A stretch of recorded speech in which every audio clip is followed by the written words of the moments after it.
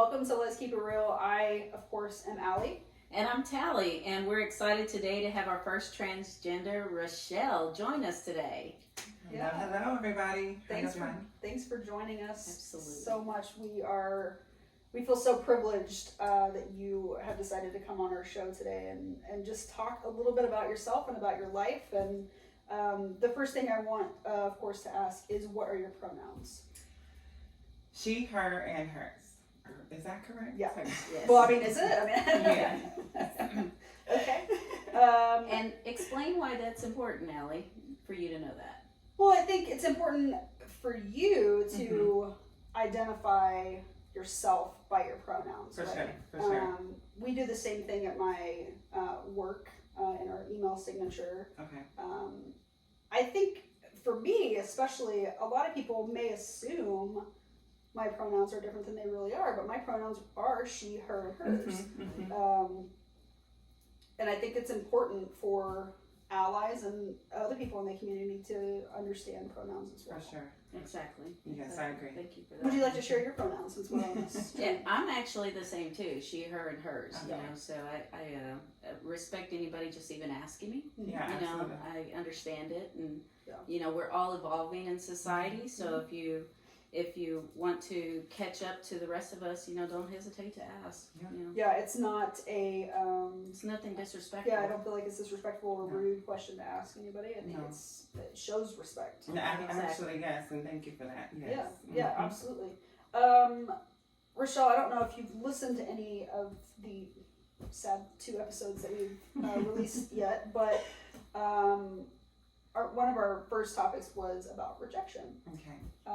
Can you tell us about a time that you have either been rejected or rejected someone else? Yes. Yeah. I've gone through quite a bit of rejection through life. I guess the biggest time that affected me most was when I was in high school. I was part of a emotional fashion show that we were putting together for the school, and long story short, I had opted into participating in the fashion show myself and wanted to take advantage of the moment and use it more or less like a coming out story, okay, or a coming out moment. And that was my first time dressing as a woman, okay, in public, in front of my peers, announcing myself as Rochelle, and I was suspended from school. The fashion show was canceled. What? Yeah, stopped mid-fashion, mid-walk, and was escorted out of the auditorium. The event was ended shortly after, and I was suspended for 3 days.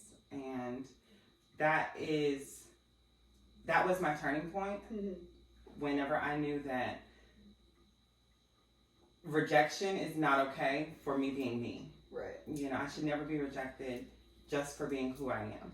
You know, I could understand being rejected in certain circumstances where you're, you know, a murderer or something like that. But yes, we reject murderers. We were rejected. Not that you need to be compared to. No, and not even that. No. Not even that.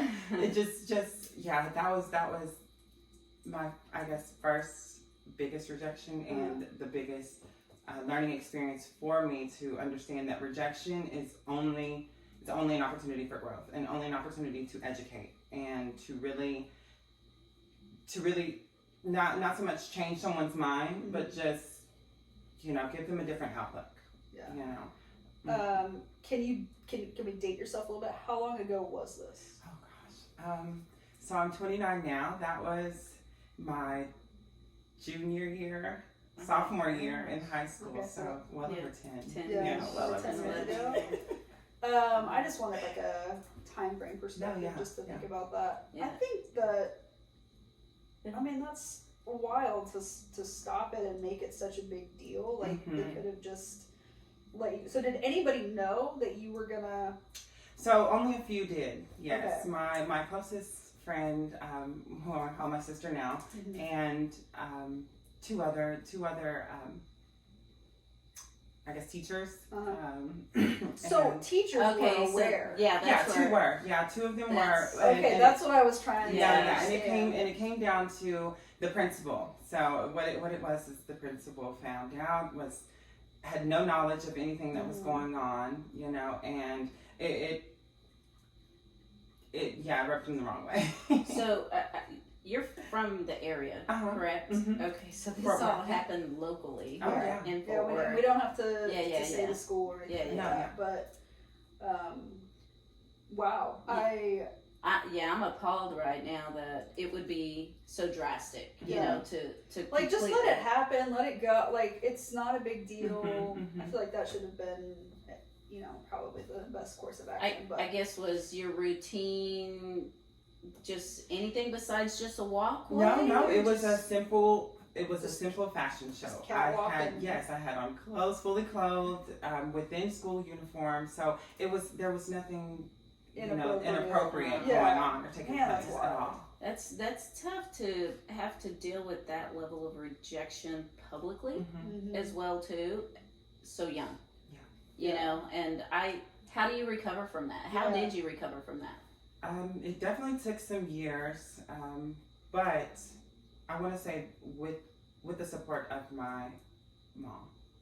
Okay, it didn't start out she didn't start out as supportive, but over time she became educated and she started to open her eyes more or less that I'm still her child. You know, Right. I'm still the same child she gave birth to that she loved and, you know, will continue to love. Yeah. But I would have to say with close support from friends, family, and ultimately I think there was a change in culture, you know, where it just wasn't really focused on so much. You know, it was kind of more or less like, well, it's happening, so let's just let it happen. Yeah. And I'm so grateful that I kind of transitioned in the middle of that you know, shift, you know, in the culture, just because I think it really did make things a little easier for me Yeah. to be able to kind of navigate through the world, you know. Yeah, honestly, as I think about my high school years, I think they would have done the same thing in my, you know, back in my time because Yeah. they were that much more conservative. But I think the teachers would have stopped it initially. It would have Yeah. never gotten that far. I was kind of thinking the same thing. I think that if that had happened even in my time, you know, 20-ish years ago, I think there would have been a couple of teachers that were supportive of that because they were obviously lesbians. You know, the 90s mullet. God bless it. They coached sports. I mean, you knew they were gay. Ran into them later on in life at But it's work, really best friends. But the principal, you know, like the Yeah, I principal think gets it to would've- make that yeah. final decision. You know? which I think is I mean, that's horrible. I feel like, I mean, and it was a different time, but I feel Sure, like yeah. some teachers are supportive. Maybe it should be like a majority rule type of thing. And principal just needs to get off their high horse and chill out. Yeah. Okay, we really took that down like a really deep rabbit hole. But that. You know, thank you for really sharing such a significant rejection. But with all that being said, tell us about yourself. What what is it that you want our audience to know about you as a person? Well, I'm very caring. I have a caregiver's heart. So when I meet new people or when I'm interacting with my friends and my family, my biggest focus is to make sure that they're okay, that they're comfortable outside of myself. So what I've always done in life is kind of put myself back and put others ahead of me. So now I'm at a stage where it's all about me. I'm focusing on my wants, my needs, and that's really kind of let me evolve into the person I am now, where I'm more courageous, I'm involved in community. Myself, I transitioned when I was 13, starting out. Fully transitioned in high school after initially coming out as gay. was a young gay boy, didn't know what transgender was. I just knew that I was very, very different. I knew that I was very feminine, and that I did relate more to female as opposed to male. So growing up around younger brother and sister, and then my mom and my stepdad, it was really, really a troubling time, I guess, at the beginning of me trying to figure out myself, if I was gay or bi, or what are all these labels as a kid. And finally figuring out that I identified best with trans, and everything lined up, it seemed, you know. I started to do that.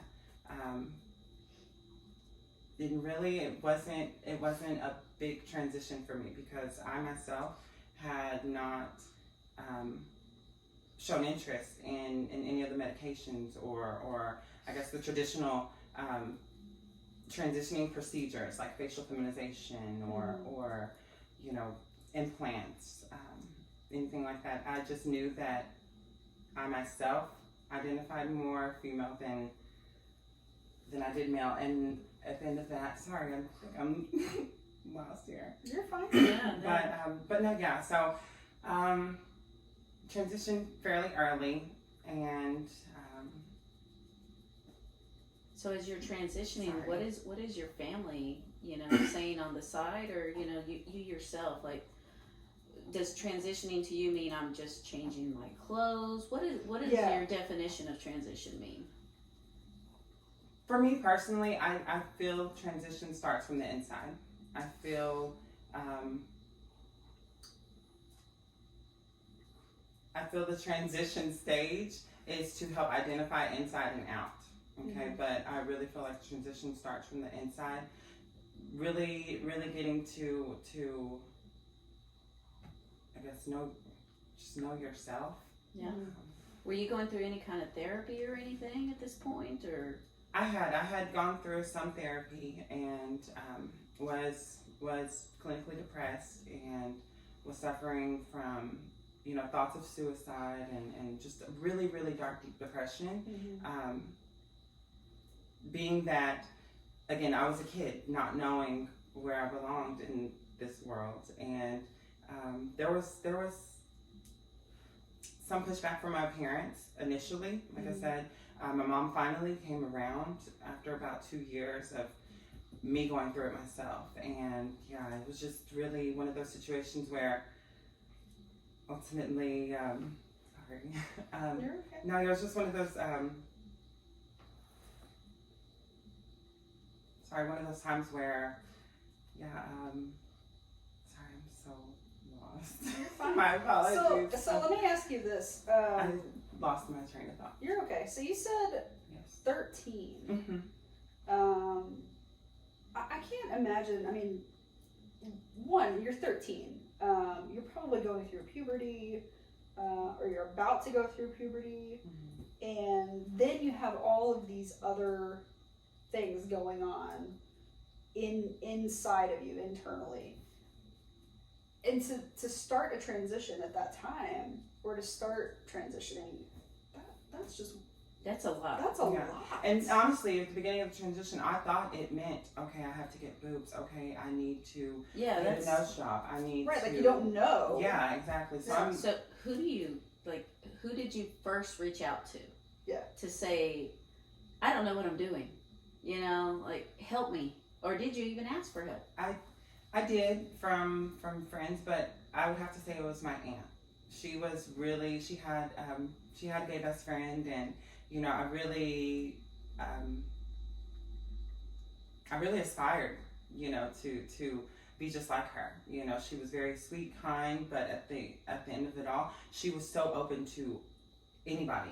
You know, all walks of life. She just treated them all the same. You know, and I think really getting to have her in my life, and then those experiences as a young age, interacting with her friends and you know, some members of the LGBT community themselves, it really it really kind of shaped me and made me more comfortable to ask those questions of, well, what is gay? What is trans? If I is that something you try, or is that just something you are? You know, like it was one of those situations where it was a learning experience for me. But ultimately, I think I counted more on my aunt for that information and just to kind of show me the ropes in that way. Right. So here she is, not gay, Exactly. not trans, and having to do all this research for you. Yeah. And, you know, I know you and I both come from a very big family. And all it takes is one person that really can help pull you out of this lost situation. Yeah. And you're, you know, I'm glad you found that person, and I'm glad you were able to connect with somebody who was also willing to be the person. Yeah, I think that's the key thing, right? You want somebody that's willing to help you. Like you can talk to somebody all day long, but if they're not willing to listen and to actually listen to understand, you know, it's not really doing you much good, right? Yeah. So you were 13 when, did you kind of realize maybe you were gay, or you liked boys? So yeah, right around the age of 12, I knew that I liked boys. Okay, and then it was about 13, I knew that I liked boys, and I liked to wear girls' accessories. So at the time, I was experimenting with like purses and lip gloss, and I had let my hair grow out and did highlights, and you know, was really kind of testing the waters to see exactly how far I could go as a boy with you know this some femininity. some femininity. But later on, it just didn't line up with me. You know, just it never was enough. Yeah. You know, so yeah. No, you're fine. So when you started feeling those things at a young age, did you at that point talk to your aunt? Did you tell your mom, your stepdad? Did you tell anybody? Siblings? No, I kept it to myself for the longest. And the only person that did know was my best friend from school, and she was completely supportive, but herself, she identified as lesbian, and she didn't know anything about trans. She just thought it was gay boy like girl stuff, you know. So yes, I did tell her initially, and then later on, I think it was more of a resentful moment with my mom that I came out to her, and you know, she had known all along that I was gay or you know, on the spectrum, but she didn't necessarily know the extent of my femininity, and how I wanted to express that. And so just one day I blurted it out, and she heard me. She rejected it at first. We went maybe about a month or two without talking to each other, you know, not really meeting eye to eye on certain things. And then later on, finding out that her biggest fear and worry outside of that was my safety. Right. You know, that is what kept her from accepting it or wanting to accept it, because she didn't want her child to be put in a situation where she could be killed, you know, or they could be beat up for walking through the grocery store, you know, because at the time in her mind, from where she, you know, from how she grew up and that generation, it was totally unheard of, and those are just the things that happen. You know, and I also even think about the fact that, you know, you hear if you try to find a job, you're going to be treated differently, or you may not get the job, and there's just so much that I would understand her concern as a mother. Yeah, and I'm glad that you brought that up, because there is such a wide problem with the trans community being attacked. Right now, in the past, but especially right now, it's really being publicized right now. And I think any parent, anybody, I mean, I'm concerned for the transgender community, because, I mean, we always seem to get political this season, but why attack somebody for being who they are? Right. You know, that's what I don't get. And you know, you said something a minute ago. You said gay boy likes girl things. I've always just been me. Yeah. And I was always labeled a tomboy as a child, and I think you probably had that label as well. Yes. I always embraced that label. I didn't care really what anybody thought, but I never felt like I wanted to be anybody that I wasn't. I didn't want to be a boy, but I did like boys' clothes, and I always have had a hat on, and it's just so strange to me that I think when it's girls, young girls that are leaning towards tomboy, you know, it's just like, oh, she's just a tomboy. But when it's a boy leaning towards girly things, I think there's a whole nother level of the label, especially, and judgment. Yes. Maybe that's where I'm looking for, judgment. Yes. When it's a boy that likes girl things, Right. or wants to, you know, wear lip gloss or carry a purse, exactly, or whatever. And you know, on TikTok, you know, you put the plug in. I know, but you see, I spend so much time on TikTok. Like, yeah. I'm sorry I told you to go there. God.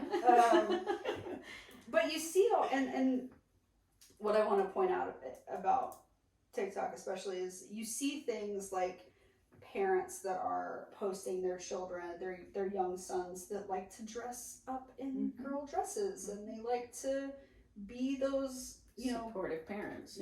Yeah, they like to be the characters that they see on the show, whether they're girls or boys. Exactly. And that's the kind of support that needs to be out in the world, and exposure, and showing this is just a little boy that likes girl things. This is just a girl that likes boy things. Like, there doesn't have to be like this big label. Well, I think, Rochelle, that you're fortunate that your mom started accepting you.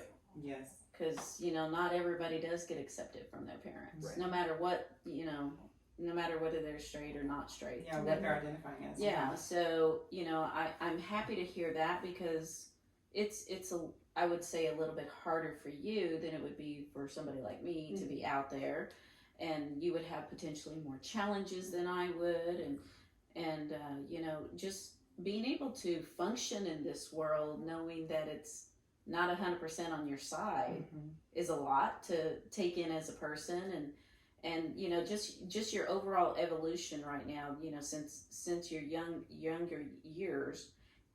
How are you seeing in your community the transgenders having it a little bit easier than when you started? Yes, for sure. I'm not gonna give anyone. I want everyone's struggle is their own, and no struggle can be compared to another. Right. I personally feel so. I don't want to discredit anyone who actually, you know, has struggled or has, you know, had those issues, whether that be with themselves or just moving through the world. But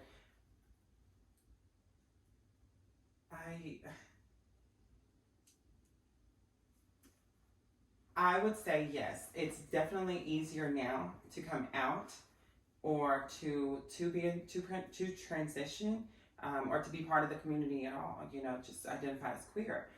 It's definitely looked at now more accepting, and this new generation has really just changed it all.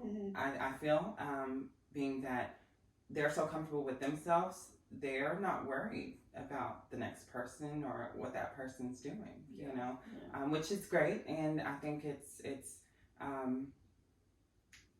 definitely going to be a benefit for the you know, future generations as well. But for me personally, I think it was definitely easier now. It might be easier now than it was then. I would have to say the same too. You know, just I'm happy to see, you know, this evolution going on in general. social media does definitely have a huge impact, to that.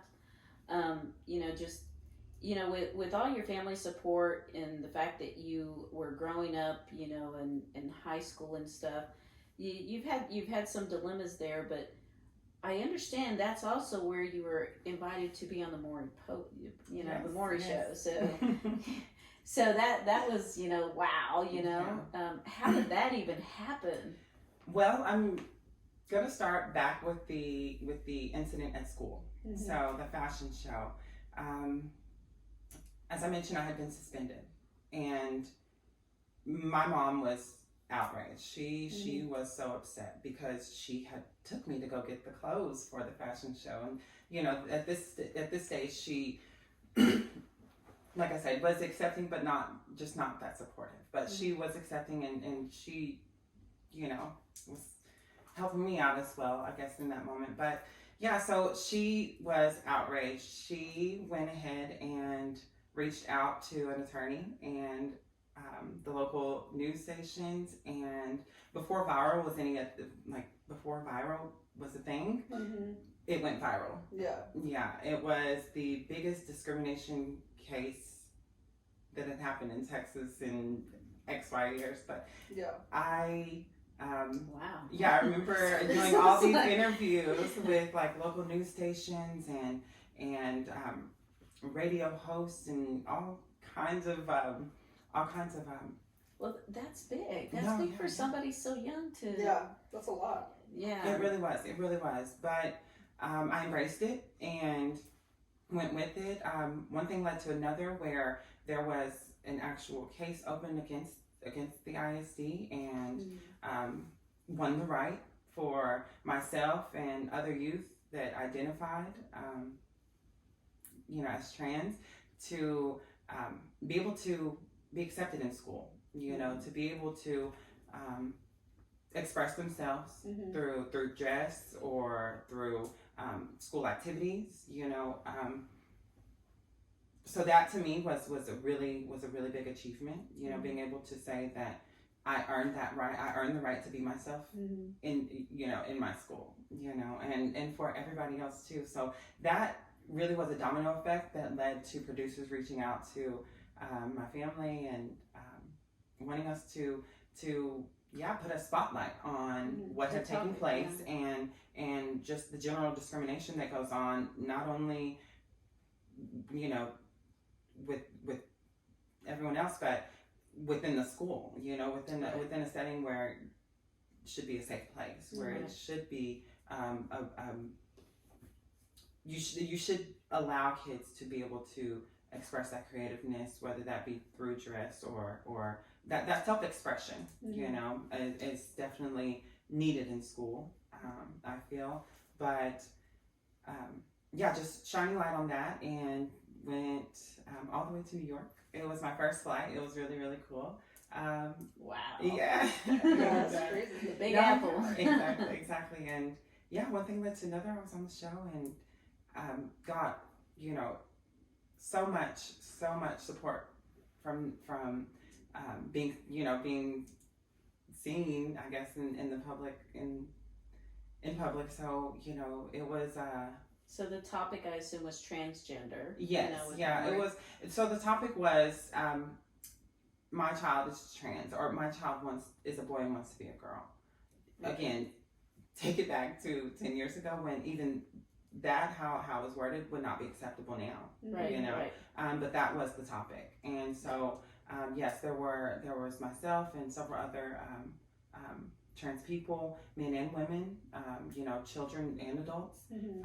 Who just really were wanting to just, I guess, give a moment of education, mm-hmm. that aside from what you think you see or what you have heard, I'm a person, I'm me, and I'm loved. Mm-hmm. Yeah. And so I really do appreciate the fact that show didn't how do I say? They didn't discount the topic or yes. make light of the situation. Mm-hmm. Really respected. Mm-hmm. Yeah, exactly. respected. It was very respectful. Yeah. It was very respectful. did that help your case, or was your case already put? It was already done. Okay. The case was done before then, which is why they wanted had to kind wait. of, Yeah, which is why probably they couldn't have wanted done to. anything while the case Right. was still running. Yeah, but just afterwards they were just amazed at how such a young person could really jump into the spotlight of activism and make a difference. I love this about your mom. I know, about your mom. exactly. Like, oh my gosh, that's Exactly. freaking awesome. Mm-hmm. Yeah. So what about your siblings? You mentioned a brother and a sister. Yes, both younger. Have they always been supportive, or? No, not always. I would say my sister, yes, from the beginning, and which she now identifies as lesbian. So I think we just had like just a commonality with each other, that we were just able to more or less connect, and just respect each other. Now my brother, he's only a year younger, and he was a grade behind me. So me coming out in high school, him coming into high school, having a trans sister, he was not okay with that. And so he, wanted to go to a different school and wanted to.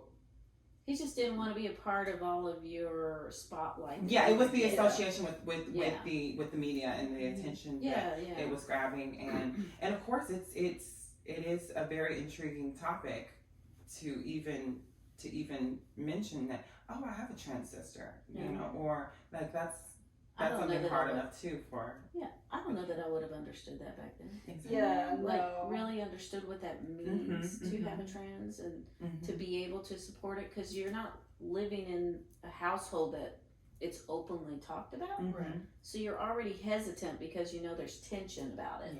So like, am I supposed to support? Am I not supposed to? And it's got to be tough.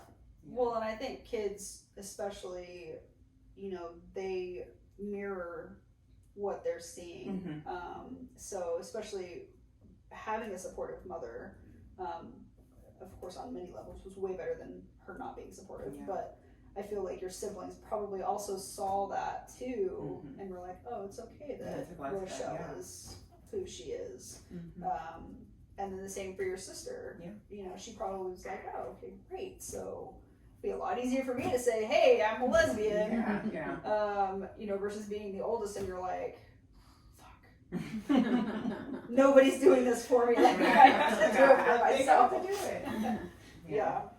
And now, now that we're older in age and just have experienced life ourselves, he's completely accepting and just really, has really set forth on his own journey of educating himself about the community, and not even being, not even identifying, as gay. He's straight, with children, but he wants to always show the utmost respect and to always not put. He doesn't want to put anybody in a situation that I've ever been in, where it was awkward or disrespectful or just like, why would you say something like that? But so that I can say he's grown from and really has turned that around. Yeah, for sure.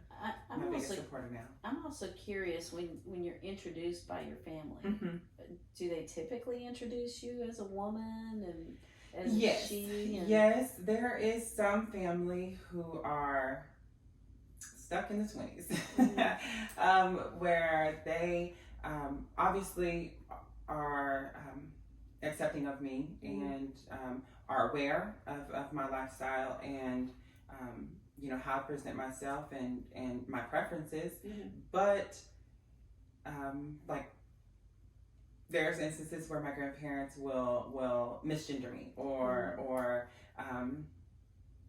use the incorrect name. Okay, which I don't take offense to. Someone may. Yeah. Sure. And though I'm not offended, especially if we're in public, the next person may be. Right. Or that could lead the next person to start to question, like, well, what was that about? Why did she say that? Or why did she say him? And this is a woman. They're looking at a woman. And so there's those moments, but they still have hope, you know. Yeah. Sometimes I feel like it's them showing. But they but still I have know hope. that they care Yeah, enough to try, and they're just Yeah. you know, that's all they've known. They're just trying to come around. But I would say, outside of that, no, I don't really get too much pushback from my family. Yeah. And I got a tough question, so you know, just let me know. But do you ever have problems? You know, because I assume there's times you're definitely dressed as a woman. You going to the bathroom, you know, dealing with any of that is. So that is something I've never experienced myself. Okay. Of course, you get looks, which I assume everyone would get a look. Well, you know, probably get look looks. hot. I get You looks. probably look hot. You know, exactly. Most people are like, okay. But then again, I think I stay so much in my lane that I don't let it affect me. But that whole topic of the restrooms and gender, it's just so outrageous to me. Yeah. How can you tell a person not to go to the bathroom, not to go to the bathroom based off of what they're wearing? Mm-hmm. I mean, and even if it came down to based off of what's between their legs, are you ripping pants down at the stalls and checking it? Like, that is outrageous to me. Yeah. You know, that is outrageous. I don't think that the struggle of using any restroom should be a problem, but it is. And myself, I have not had to experience that where there's been no acceptance or anything like that. But it did go back to school. So in high school, though I was able to come to school in female dress or female attire, and I, you know, was addressed by the correct pronouns, it was still required for me to go to the nurse's restroom, you know. And so I have a weird thing about that, because I understood that it was for my safety. You know, I understood that. That's what I was thinking That's too. my question. I was like, oh my gosh, don't tell me. And that was the biggest thing is, you know, the school wanted to implement a safe place for me to be, you know, and to do something that everybody else does, you know. But did I take offense? Did I feel singled out? No, I actually embraced it, because again, I felt safe. Yeah. I felt like they took the initiative to offer me an alternative, you know. That way I could still be included, you know. But do you, looking back now, do you think that was the right course of action, or should they have just allowed you to go into the girls' restroom? I think then at that time it was the right action. Now, especially where I'm at with myself, I don't think it would be acceptable now. You would want to see that they could go. Yeah, I would want to see. But how could you ensure their safety, that they don't get jumped in there and things like that? Yeah, that's where it comes back to, like I said, the whole. Especially, like, to me, what pops into my head immediately is, you know, where you're trans female to male and you're going into the men's restroom. I immediately have like a boys don't cry scenario in my head, and I'm like, fuck that. Like, that's batshit crazy. I would not. Yeah, I was like, put anybody in that type of situation, because I feel like, and this is horrible to say, and I'm just gonna say it, but I feel like going into a men's restroom is way more risky than you going into a woman's restroom. Yes. Like, but I can go into a men's restroom. That woman's line is long, and I will not hesitate to go. And some women will, but I'm talking very feminine women. But we'll go into a men's restroom, and the men are like, "What the fuck are you doing in here?" Yeah, very offended by it. Yeah, but okay, sidetrack really quick. I was at a baseball game a few weeks ago, and I'm walking like to the concession, and the men's line was longer than the women's line. No way. Swear to God, I should have taken a picture. You should have taken a picture. That doesn't happen. I was like, what the fuck? What are all the men doing? They're drinking that expensive beer at the game? But that blew my mind, because the women's line, there was no line for the women's. And there was just a line. It was wild. Okay, sorry, sidetrack. No, it was crazy. But I feel like that, you know, the other way around, female to male, and not to discount male to female, of course, but I feel like women going into, or men, female to male, going into a men's restroom, depending on where you are in the country or the world, especially, I mean, there's some serious risk. Yeah. Yes. Yeah. And that still, I think that would always scare me as a parent for you. Yeah. You know, even as a friend, it would always scare me. You know, just there's just crazy people. You know, there just is. Yeah, people are nuts. And I think the generations now are definitely putting down their guards. And I feel like they don't need to put them down so much. Yeah. Because they're still crazy. They're so crazy out there. Yeah. I mean, just on a standard day, I'm hyper aware of everything that's going on around me in a restaurant, while I'm driving, in the grocery store, or whatever. I'm just hyper aware of everything that's going on.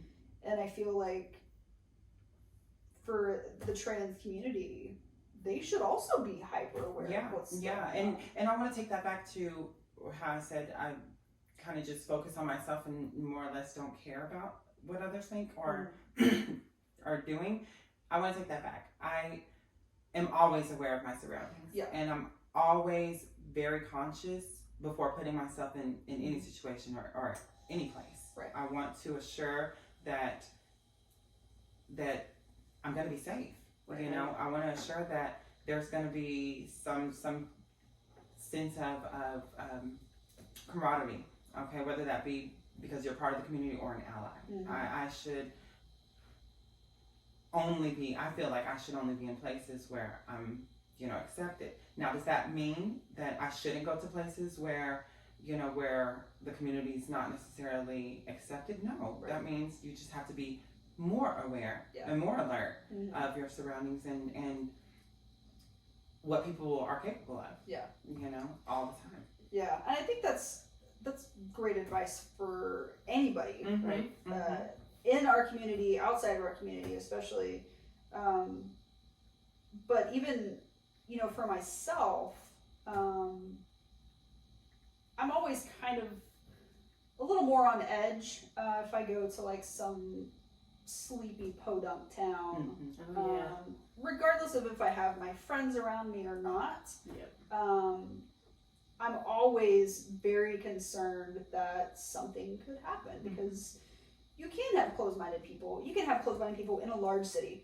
But I feel like in a sleepy podunk town, I'm more at risk of something happening to me, my vehicle, anything. I cautiously travel through, and I try to not stop. If I do, I'm getting gas and getting the hell out of there, kind of thing. And for anybody to feel that way is awful. And I think as a world, we need to be better. We need to do better. We do. We're getting better. We're getting there. Slowly, but I feel like it's too slow. But I don't know that it'll ever stop. I don't, because like I said, we always have crazy, and people have their hatred out there, and it's unfortunate. Everybody has their thing, and they will always believe in those things. I don't think it's going to diminish the number of people, but crazy will always exist. So we always need to remember that, and hopefully, I think this is where I get more, I come out more and more every day because at least I see support. So if I'm in a setting, hopefully more people will help support me in that situation rather than observe or step back and let it happen or walk away. So I'm looking to see society change that way. So I'm not alone. This topic goes beyond just the LGBTQ community. I mean, we're talking about Black Lives Matter. We're talking about Asian lives. I would think that, anywhere, and you see it over the last year, more people, they see somebody being pulled over, and they are also pulling over to monitor that situation. Number one, we should not be doing that. We shouldn't have to be concerned about our law enforcement in any city doing the wrong thing. But thank God for those people that are risking themselves to make sure that other people are okay. Right. You know. Well, with all of this that's being said, you know, you talk about, you know, trying not to put yourself in situations where you're not accepted. Mm-hmm. Have you always been in an accepting situation from a job perspective? Yes and no. Okay. Yes and no. So I've never experienced that with like upper management or never had to reach out to like HR, you know, and in any situation where I felt discriminated or bullied or anything like that. It always came from a coworker. Your peers. Or Your whom colleagues, your peers and colleagues. And it's never been to the extent of I feel unsafe at work. But it's gotten to the point of they're making my days miserable. Yeah. You know, and that could just be from just So they're harassing you. harassment or So those are HR issues. I don't know. well, if you yeah, realize that. yes, of course. And I'm not, I was like, HR should be your best friend in Right, that they should situation. definitely be. No, but I mean, it's I guess, and I may be wording this wrong or taking this out of context, but I've never been in a situation where at work I felt unsafe. Okay, of course, and I feel like it's with anybody. You feel like, oh my gosh, I'm not gonna make it up the chain, or I'm not progressing in this you know, in this position, or things like that. You know, I think which are relatable across the board. And and that sounds so bad, but not to go there. But I think it has to do a lot with privilege. You know, and in our community, the word privilege is very, very broad. Okay, but when I say privilege, I mean passable privilege. I mean, just being able to kind of navigate unseen or unclogged. Okay. And I'm gonna ask what I think you're trying to say. So you mean you're talking about when you say privilege, you're talking about like white privilege? No. I mean like the fact that passable privilege, the privilege of walking into a room and no one immediately identifying me as a trans woman or a cross dresser or something, or you know. Is cross dressing still a thing? Like, I think so. I haven't heard that term in so long. Like, is that still like? I would use it, but I'm a little older than you. So. Okay, so here's a question for listeners.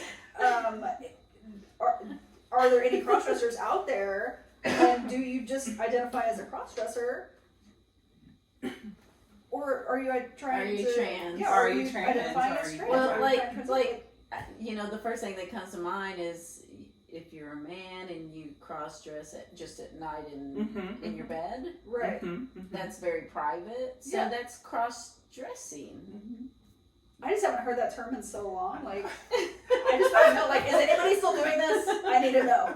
We don't want to know if you're cross-dressing, but, like, we just want to know the term. Are we being PC? Like, help us use it correctly. Yeah, I mean, you know, I was just really curious from a job perspective. It sounds like you've been able to get employment and it's been respectable, but you know, there are opportunities that, you know, if anybody's feeling anywhere in the workplace, because I also feel the workplaces are improving in inclusion and diversity and these topics as well, that there's more sense of awareness of this type of harassment. That people should just talk to HR, you know, in those cases. Just talk to them and help them identify, am I being harassed? Because some people, they just don't even realize that's what's happening. Because I think I didn't realize it until later on, you know, but that is definitely great advice to certainly involve them and try to make it better for yourself and for the next person. Even just being women, just women as a whole are still being discriminated against in certain workplace scenarios, and you know that It's 2021 people. Like, that blows my fucking mind. Well, people have to speak up, and people Yeah. get concerned about retaliation. People get concerned about their future careers and just the job today, because there are some companies that don't support this type of, you know, harassment. Yeah. Right. And they will just say, well, we need to let them go. It sounds like they're the problem. Yeah. And we all need to get paid. You know, we all need to eat. We all need a place to sleep. So I get it.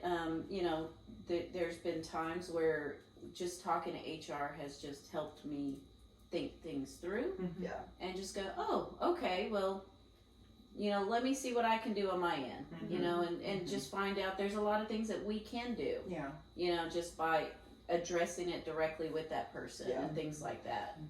Yeah, and I have applied for jobs, and you know, especially when starting out in the workforce at like 18, 19 years old, it was hit and miss. You know, I think I got a really good handle on how to feel or read people. You know, and what they're what they will accept and what they won't, or you know, things like that. So I think I avoided it a lot of times, where if I put in an application, I would always tell myself like, oh, they're not gonna hire me, you know, and it was just go on to the next. But I think that's what led me to where I'm at now in my career field now. Just saying, it's I work in dental industry, so it's an industry where no matter who you are, color, race, age, we all have teeth. Yeah, exactly. It's not at all what I thought. I love it. That is not at all what I thought.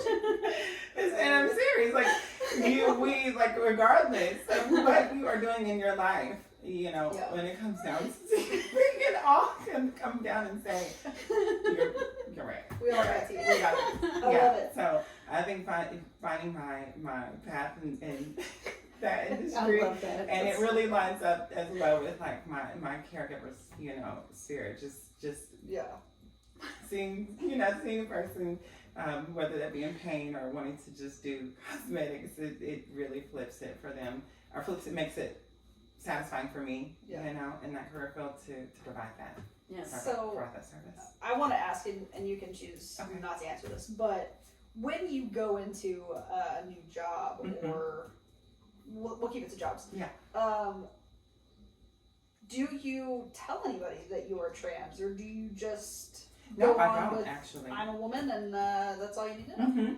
Yeah. So, I learned that actually because starting out, I would, you know, lay everything up front, you know, and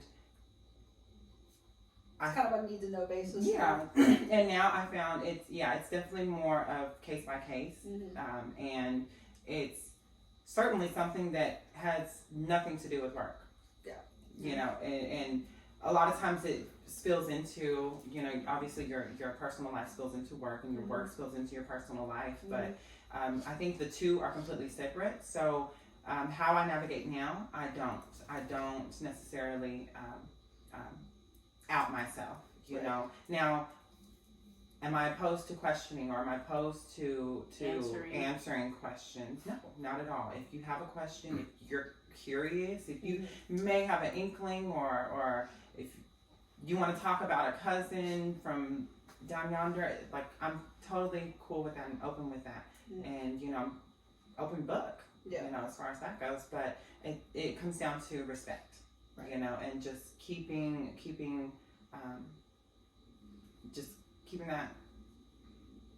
it respectful between the two of us, you know, for someone who identifies or doesn't identify, you know. Yeah. So from a legal standpoint, you know, there's all sorts of applications you filled out over life. So they have to match your birth certificate, right? Okay. And I just I apologize for No, asking you're fine. that. No, you're fine. Yes, and so just a little bit more information about myself. I personally, and every trans person is different, but I personally have not gone through, you know, the legalization of a name change and all of the things that come with, you know, I guess the transition or the idea of a transition. But so with that being said, it has come down to okay, well, your paperwork came back, and Okay. I think you'll be a better fit for something else. Yeah. You know, so I have had that situation before, you know, but then again, like I said, I just keep on moving. I get up and keep going. Have you ever, I mean, if that kind of situation hit my life, I would be like, well, you're discriminating against me. Yeah, You can't really do that. Especially from, you know, a hiring or. Yeah, and I've talked about it when I was younger. It's for this life, you have to have fight. You have to have fight. You have to be ready to fight and to stand up for yourself. Then you come to a point where is it worth it? Is it worth it? Yeah. Is this fight? Should this Is fight this be the mine? fight? Yeah. Is this the fight that is You going need to to take it's going to make me get me where I want to be, or all the things, you know. So yeah, it's really like a pick and choose, kind of what battles you want to fight. Yeah, I mean, one situation of mine comes to mind where I've, you know, gone into my boss's office and be like, look, I hate to play my gay card here, but here it is. You know, we should sell cards. No, we shouldn't. Yeah, sell some gay cards. I'm totally seeing Like this. and only one situation comes to mind where I'm like, you know, I really hate to pull this out, but here's my gay card. And it's not anything my boss didn't already know, but some things were said and on paper, and it wasn't like I couldn't prove that they were said, and I'm like, I really hate to play this card. But I you think really, you're right. I mean, it's just about anybody being harassed or singled out and things like that. Just like, don't talk shit about anybody. Just just do your job. Go home. Fine. I know you were paid to do the job. God. And like, don't put it in writing if you're going to talk shit about people. Like, how stupid are you? Those are the smart ones. Yeah, the picture. Yeah. Thank you for leaving a trail. Yeah, what an idiot. But I think I like what you said. Like, it doesn't always have to be your fight. Yeah. It doesn't always have to be. Yeah, and even if you decide not to fight, don't, like, there were times where I felt so guilty because yes, you're right. Like, that is total discrimination. Like, that is wrong. Like, how am I ever going to get where I want to be if this keeps happening? Yeah, Right. You get to that point. But I myself had to kind of come back and say, okay, Rochelle, we are one person. We are doing, our part. We are doing things to make things better. So I had a struggle of, am I giving up on the fight? And if so, am I giving up on myself? Or is this, how would the next person look at this? Like, oh, well, you had courage then, but what happened to you now? Yeah. Or, oh, you're just willing to accept it because you are passable, or you do have, privilege. Like, it does come down to that. But again, I had to really weigh with myself and come to terms that, again, pick your battles. Yeah. Pick your battles. So, I just want to ask a silly question, but when you were younger, when you were a kid, what did you want to be when you grew up? I wanted to be an attorney. Yeah? Yeah, I wanted to work in family courts, and didn't line up all the way, I guess. But yeah, and honestly, I wanted to work with children, anything with children. I really have an inkling with kids, and I'm so how do I say? I love child development. Mm-hmm. Okay, I love child development, and I personally feel that a lot of things come from child development, such as anger issues, depression, absolutely, bullies. These are the ways they were raised. They were taught these things. I think there's so much childhood trauma that's not addressed. We're all innocent when they're children or when they're adults. Childhood trauma is a real thing, and people can have it for very different reasons. I'm just curious what you wanted to do when you grew up. Well, I wanted to ask about your dating life. How do you approach dating? I mean, I think about every other aspect you've shared today, and just wondering how you approach that. Yeah. So how do you identify juicy? Okay, so that's a different episode. What you guys looking to do after hours, after dark? Yeah, Allie and Tally after dark. No, so I think the biggest question that I think most people will have is, do you date men or do you date women? So I date men. Okay. I do know. I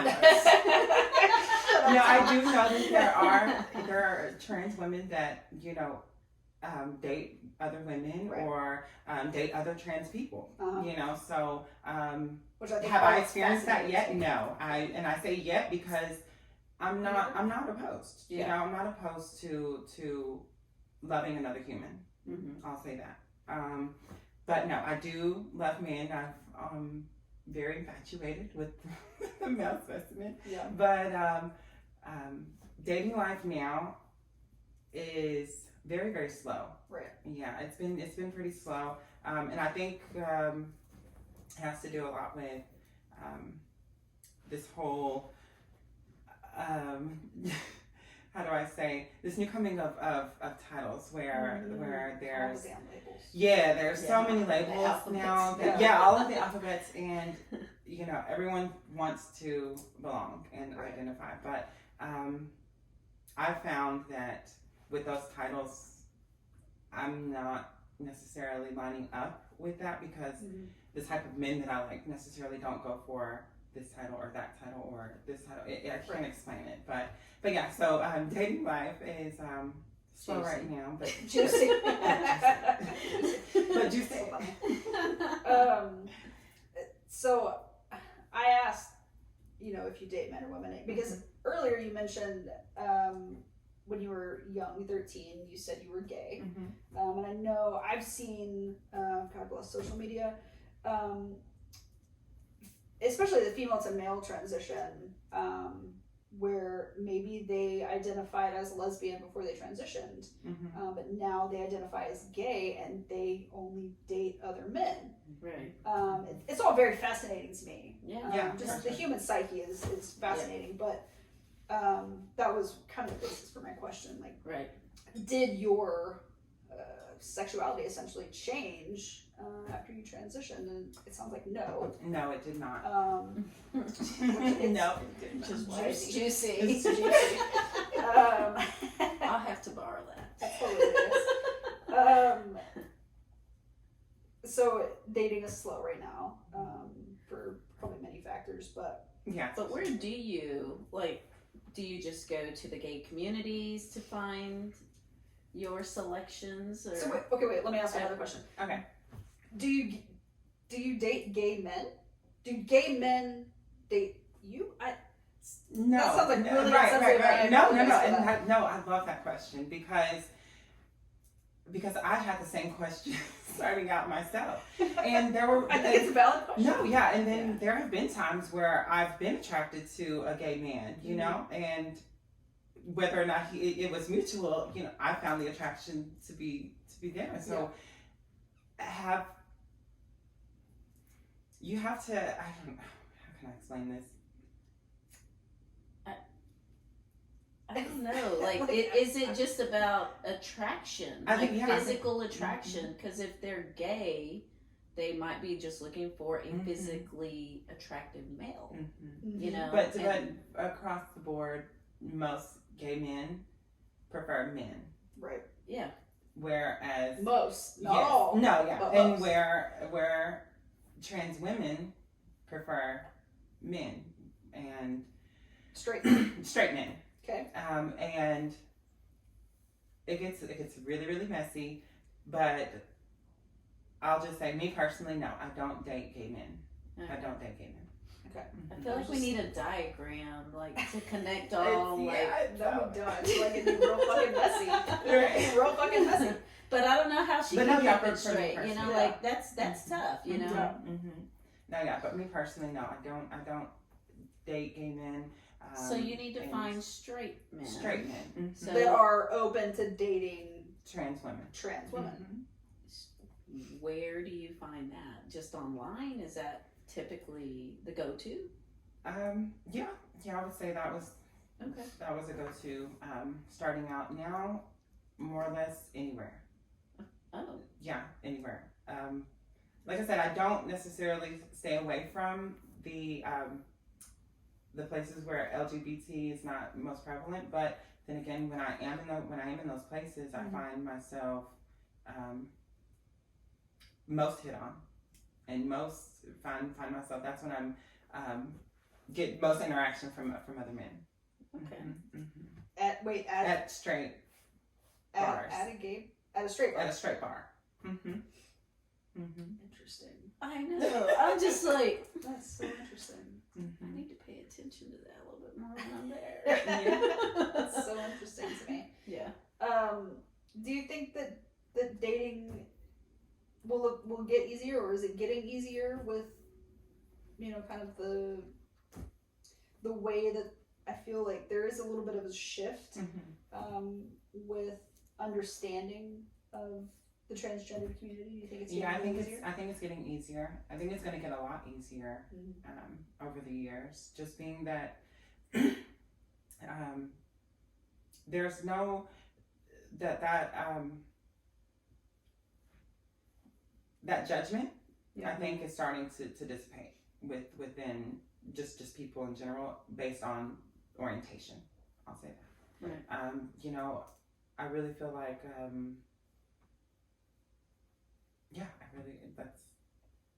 think it's getting easier. I feel like it's getting easier. Yeah. Okay. People are more accepting of themselves, and then therefore they're more accepting of the next. So I think it's easier to kind of for a man, whether he identifies as straight or gay or whatever, to have a conversation with a woman or a trans woman. I think it's easier now than it was 10, 15 years ago. Yeah. Because you don't want to get, for 10, 15 years ago, I don't want to get judged for talking to the tranny. Or I don't want anybody to think that I'm gay because I'm friends with a lesbian. Right. So that's all my girlfriends, if I'm out with all my friends that are most of my friends are straight. There is the immediate assumption that they are also, and granted they're all married. They're all married, but there is the assumption, is that one your girlfriend? I'm like, no. Yeah. Like we do just hang out as friends. Not all lesbians I have so many platonic relationships, and I'm like, no, that's what? I'm like, one, she's married, she's wearing a wedding ring. I am not.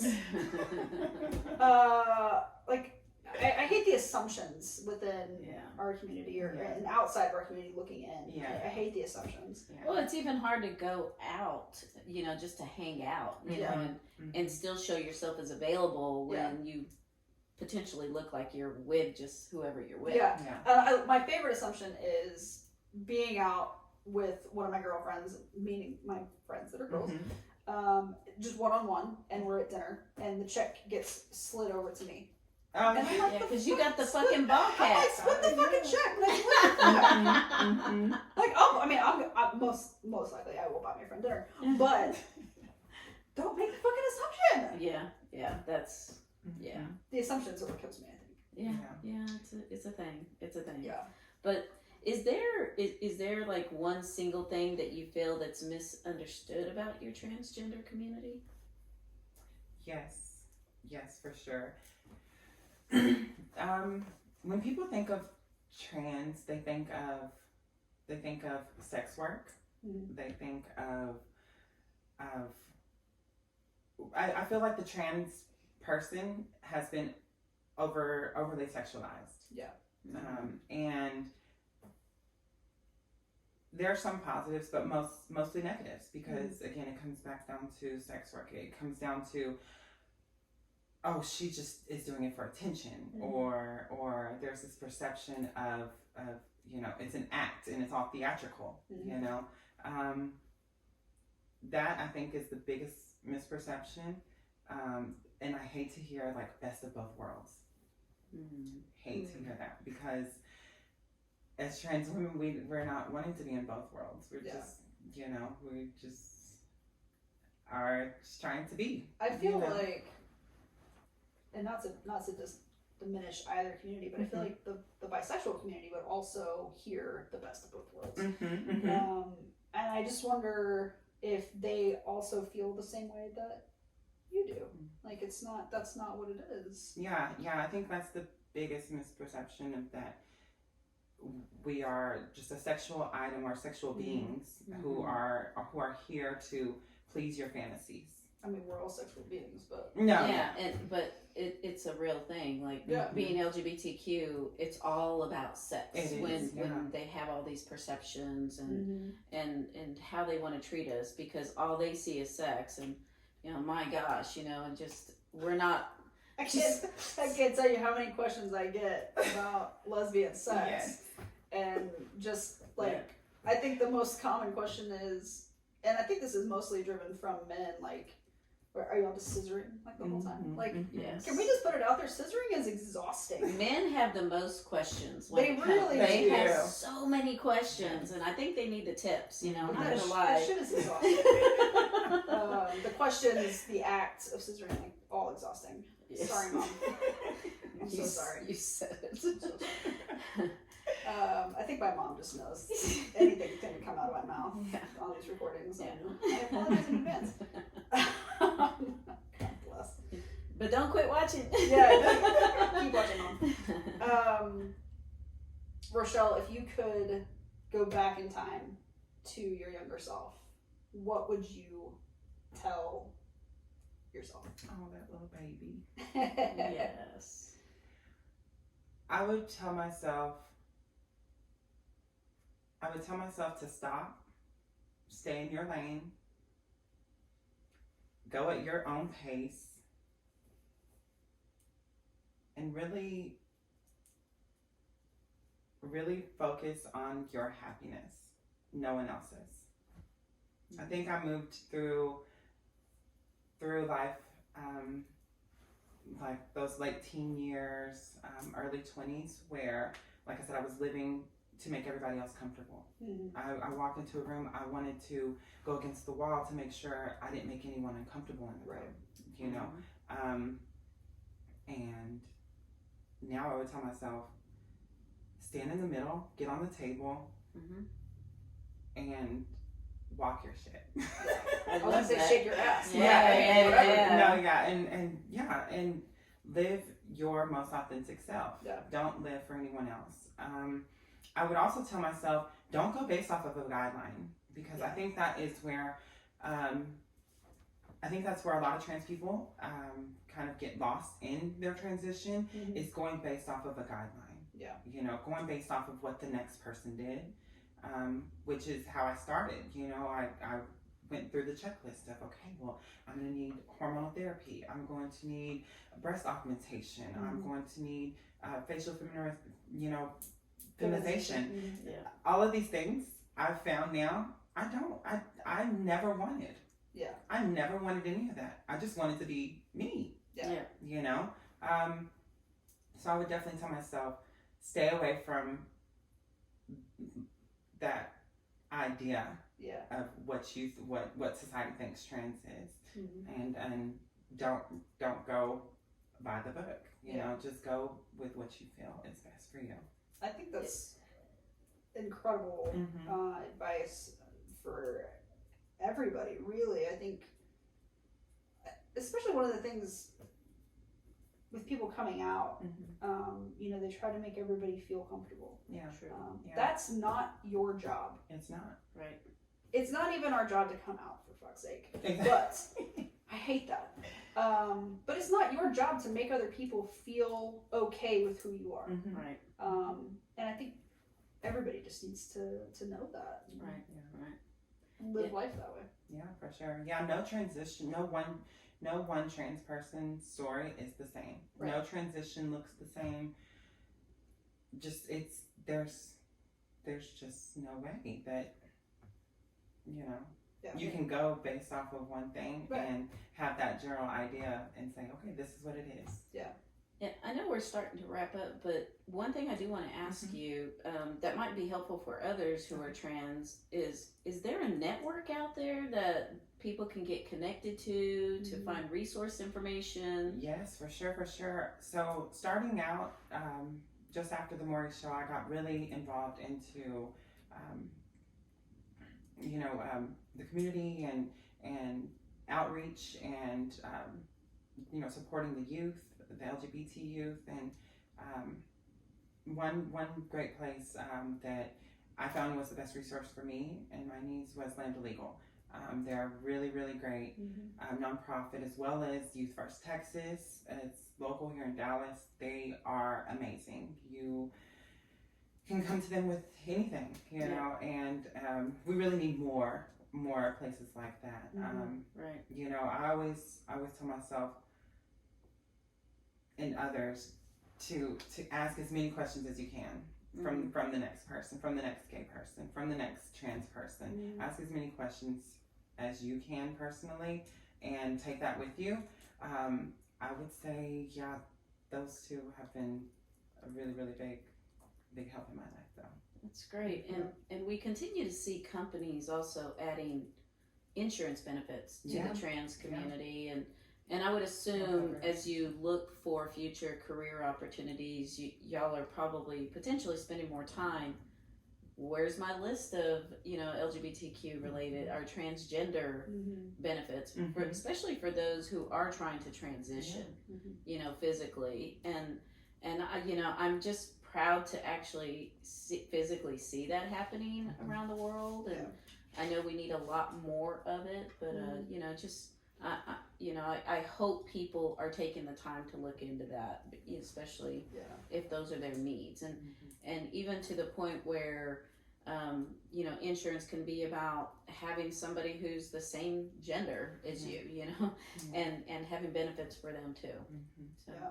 I think that, earlier I mentioned, a climate change with the communities, and I think, that is one of the biggest things is, insurance coverage. And I know when I was younger, I always wanted to work for a company that offered same-sex partner benefits. And a lot of that at that time was only coming out of companies in California. Yeah, that's true. And now that's not the case. I can work for pretty much any company and know that, and this happened before, the federal government passed, the law that said we can marry whoever the fuck we want to marry. Right.